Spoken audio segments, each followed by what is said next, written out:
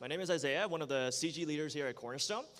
And if you guys have been around Cornerstone for a couple of months, right, you'll know that we've been trying to grow in this area of compassion, right? Compassion, I think, is just the outward manifestation of how we love Jesus for other people in need. So this includes, but is not limited to people in homelessness, for example, or victims of human trafficking or refugees.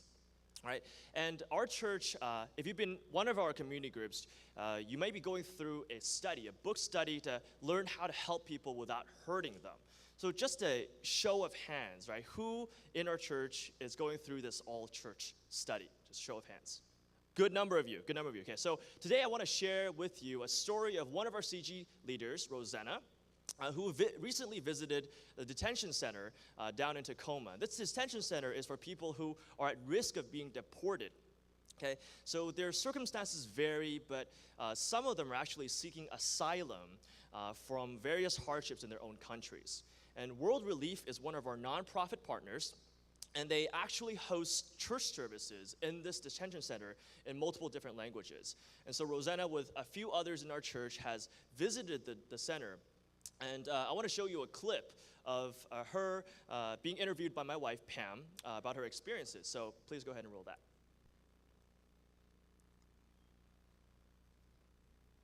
Hey, Rosanna. What is your involvement with World Relief so far? Yeah, so I've gone to a ice cream social with my small group sometime last year. And then I've also been to one of the fundraising event at the end of last year. And recently, a couple of us were able to go and visit the detention center down in Tacoma. Okay. What made you want to get started with World Relief? In the beginning, it was our small group. We just did it together. But I think for me personally, it was because so many times you think about all the world issues and the injustice of the world. We had a study on it too, and the problems have always seemed so big that you can't really do much about it. But hearing what World Relief has been doing, I feel like that's something that I can be a part of, and I was able to actually go and visit somebody at the detention center. So yeah, that's why. I heard you had a really interesting time at the detention center when you last visited. Can you share more about that experience? It was fun. I get to talk to about 8 to 9 women. They're actually from China. They are refugees, and they're just here.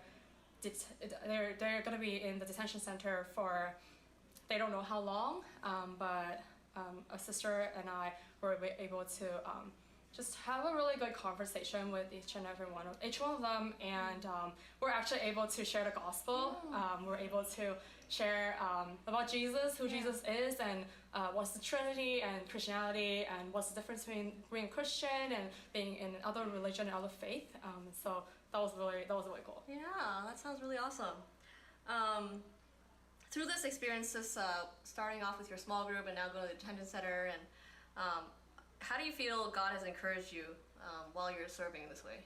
Yeah, I just think that God's love, there's no bound to God's love. It doesn't matter who you are, where you are, whether you're physically imprisoned or if you're not. Yeah, God's love for you, it's the same for everyone. As you continue to engage with World Relief, how would you encourage the rest of Cornerstone to do, get started or similar efforts? Yeah, I think if you feel that the Spirit prompts you to do something, whether big or small, just follow it, just do it. Yeah. Okay, cool. Yeah. Thank you so much for your time. You're welcome. Hey, Rosanna. All right, so I think this is a great example of a couple of things, right? First is listening to Holy Spirit and then responding to Him. The second is a great example of how when we show compassion to others, that can naturally lead to sharing Jesus with them, right? When we care about the whole person and not just their material needs, but also how they're doing socially, psychologically, and spiritually, and they know that we care about them, that builds incredible bridges for God to work in their lives. So if you're also wondering how to respond in a similar way, I want to invite you to visit justbecause.world/engage. I have a slide up there. The detention center opportunity is up there, and also a host of different opportunities as well. So if you go to the next slide. Please go ahead and visit there for ways that you can just get started.